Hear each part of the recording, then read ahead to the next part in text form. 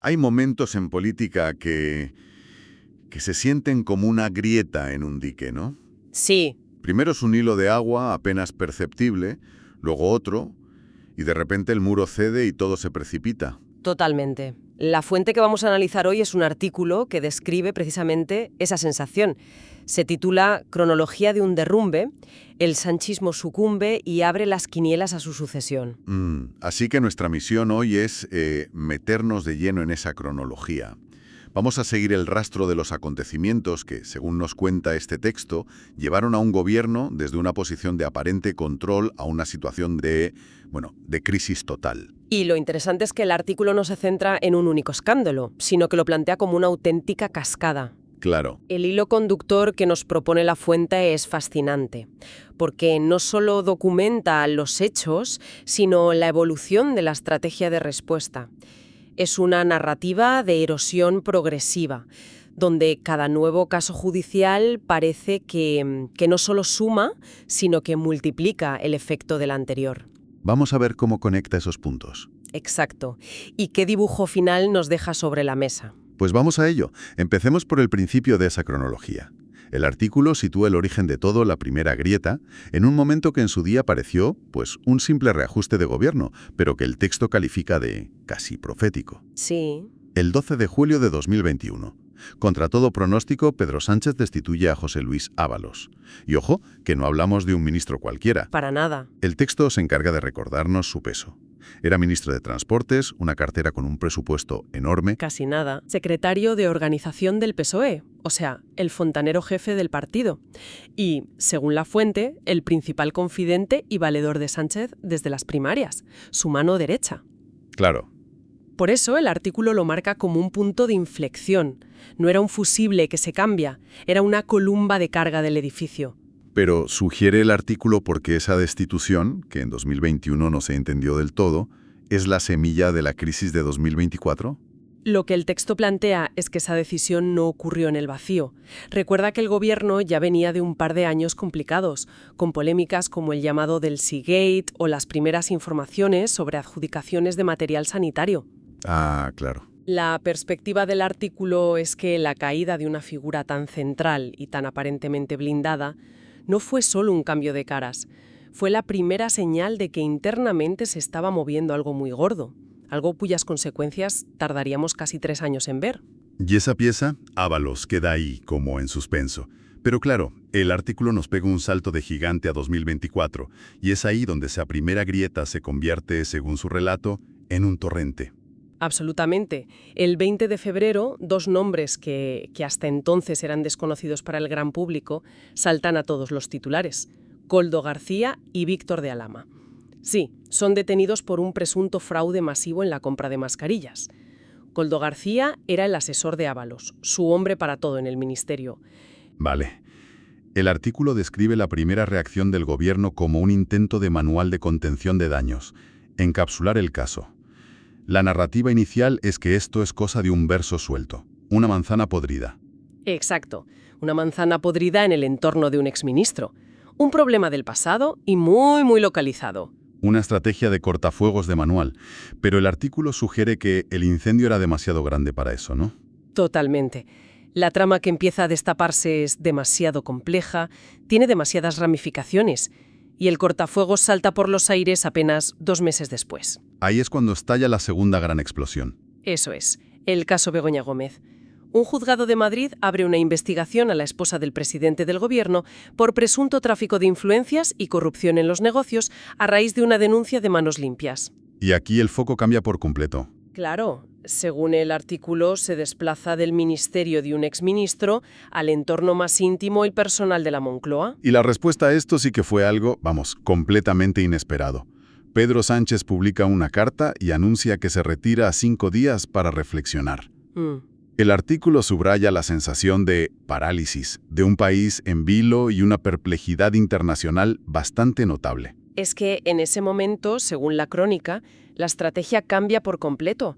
Se pasa de la contención a la confrontación total. Un giro de 180 grados. Al volver de esos 5 días, el discurso es otro. Sánchez anuncia que sigue con más fuerza que nunca y lanza una contraofensiva en toda regla. Y ahí es donde nace la narrativa del fango. Exacto. La narrativa que se construye a partir de ahí y que el texto documenta con detalle es que todo es fango, bulos y una campaña de acoso y derribo orquestada por la ultraderecha. Aquí es cuando empieza a usarse de forma masiva el término lawfare, ¿verdad? La idea de una guerra judicial. Justo. El artículo plantea que el gobierno redefine el problema.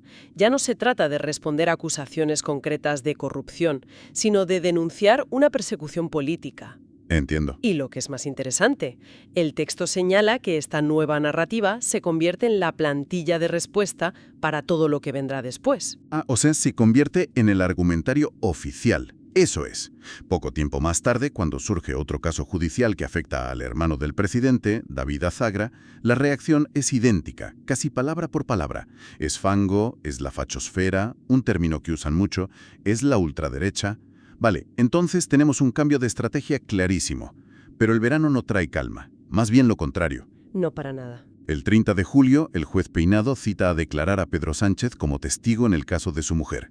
Y a partir de ahí, el artículo describe un otoño que es, francamente, de infarto judicial. Aquí la cronología que presenta el texto se vuelve vertiginosa, casi te deja sin aliento. Fíjate en la secuencia que nos dibuja en apenas 3 semanas de octubre. A ver. El 10 de octubre, Víctor de Aldama, pieza clave del caso Koldo, es encarcelado por otro asunto y, según se publica, amenaza con tirar de la manta. 16 de octubre, el Tribunal Supremo abre causa penal contra el fiscal general del Estado, Álvaro García Ortiz. Por un presunto delito de revelación de secretos. Es decir, la crisis salta del Ejecutivo a la cúpula del Poder Judicial. Y no para ahí. No. Una semana más tarde, el 23 de octubre, la Audiencia Nacional propone juzgar a José Luis Ábalos. La figura cuya destitución, según el artículo, lo empezó todo. El círculo empieza a cerrarse. Y para rematar el mes, el 29 de octubre, el juez que investiga a Begoña Gómez amplía las imputaciones contra ella. Es que no es un frente, es un bombardeo desde todas las direcciones. Un momento, paremos aquí. Estamos hablando del fiscal general, del exministro todopoderoso, de la esposa del presidente, de un empresario clave amenazando. ¿Cómo se percibe esta acumulación según el artículo? Lo que la fuente presenta es el momento en que la narrativa del lawfare se enfrenta a su mayor desafío. Claro, ya no es tan fácil de sostener. Exacto. Ya no es un juez de derechas o una denuncia de la ultraderecha. Son múltiples instancias judiciales investigando diferentes tipos de presuntos delitos. Es una ofensiva judicial en toda regla que, según el texto, pone muy difícil sostener el relato de una conspiración. ¿Y cuál es la respuesta? La que describe el artículo es redoblar la apuesta. Se intenta desacreditar a Aldama, se respalda sin fisuras al fiscal general y se intensifican los ataques a los jueces, mientras se trata de limitar el caso Koldo solo a Ábalos y su asesor. Y mientras todo esto ocurre en los tribunales, el artículo señala algo crucial. La crisis salta los muros de la justicia y se mete de lleno en la seda del partido, en Ferraz. Sí. Y lo hace con la caída de una figura muy potente, el sucesor de Ábalos, Santos Cerdán, conocido como Super Santos. Esto es un golpe durísimo a la línea de flotación, porque ya no afecta a figuras del pasado, a la vieja guardia de Ábalos, sino a las del presente, a la nueva cúpula. Claro. Un informe de la UCO, de la Guardia Civil, lo implica en una presunta trama de adjudicaciones de obras públicas en Navarra. Y aquí el artículo destaca un matiz, en el lenguaje del gobierno. ¿Cuál? Se pasa de la indignación por el FAMUO a mostrar decepción por la figura de Cerdán. Un cambio sutil pero muy significativo. El texto también apunta a una especie de reescritura del pasado. Menciona unas declaraciones de Sánchez distanciándose de Ábalos, definiéndolo casi como un gran desconocido en lo personal. Sí, y el artículo contrapone esas palabras con un mensaje que el propio Ábalos filtró en su día, un SMS que supuestamente le envió el presidente y que decía: «Echo de menos trabajar contigo». Vaya. El texto utiliza este contraste para subrayar una sensación de crisis interna, de sálvese quien pueda y de ruptura de lealtades. Pero el torpedo definitivo a la narrativa del fango, según la fuente, llega con un caso de naturaleza completamente distinta, el caso Salazar. Ujú. Se trata de denuncias de acoso sexual contra Paco Salazar, otra figura clave del aparato del partido. ¿Por qué este caso es diferente a los demás? Por una razón fundamental que el artículo subraya con énfasis. Quien destapa la información es el diario.es, un medio de comunicación progresista. Exacto. Imposible de etiquetar como parte de esa fachosfera a la que el gobierno atribuye todos los ataques. Esto, según la crónica, lo cambia todo.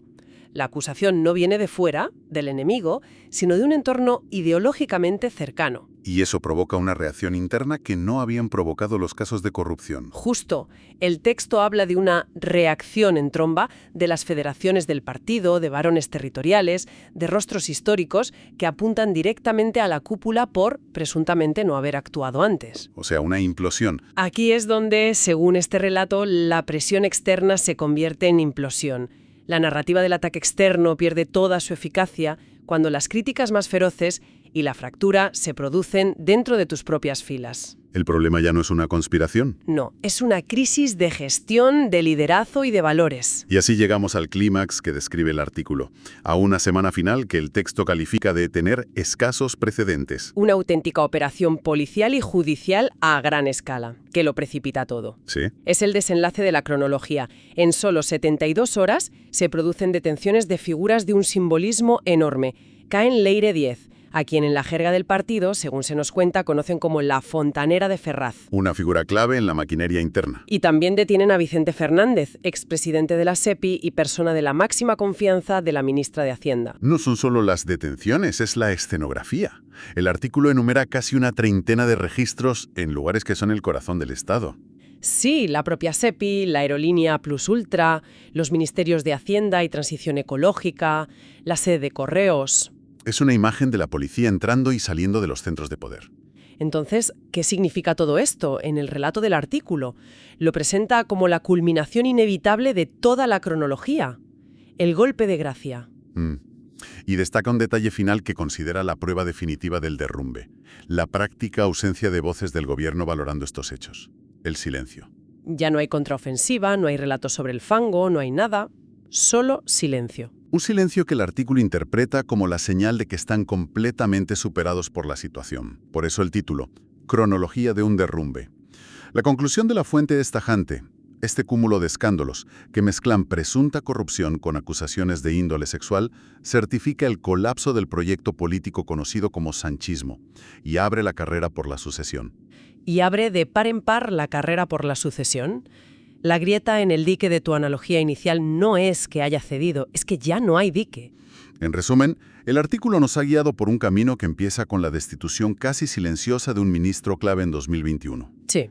Y termina, a finales de 2024, con lo que describe como una crisis total que afecta simultáneamente al gobierno, al partido y al entorno más personal del presidente. Especialmente cuando se combina con crisis internas y una estrategia de comunicación que, según el texto, termina por agotarse y volverse contraproducente. Y todo este relato nos deja con una pregunta final en el aire, algo para que quien nos escucha siga dándole vueltas. Sí. Basándonos en esta crónica de una colisión tan brutal entre el poder político, el poder judicial y las narrativas mediáticas, la reflexión que queda es profunda. A ver. Cuando estas tres fuerzas chocan con esta intensidad, más allá de quién ocupe el poder en un momento determinado, ¿cuáles son las consecuencias a largo plazo para la salud y la estabilidad de las propias instituciones del Estado? Esa es la gran pregunta. Esa es la gran pregunta que subyace en todo este derrumbe.